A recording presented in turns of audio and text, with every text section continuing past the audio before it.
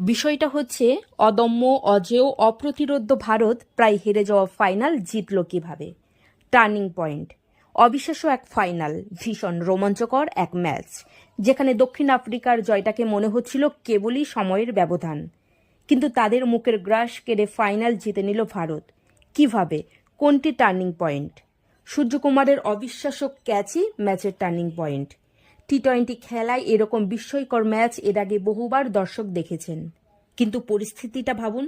ওই সময় ভারতের সামনে পরাজয়ের ভ্রুকুটি। ক্লাসেন ঝড়ে ভারতীয় দলকে বেশ বিধ্বস্ত দেখাচ্ছিল। 17 ওভারের প্রথম বলেই হার্দিক ক্লাসেন ফিরিয়ে দিলেন। তারপর শেষ ওভারে 16 রানের লক্ষ্য, প্রথম বলেই মিলারের 6 রান হাঁকানো সেই শট।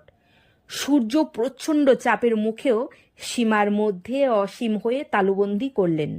মনে রাখা দরকার, ভারতের ব্যাটিংয়ের সময় পাওয়ার প্লেতে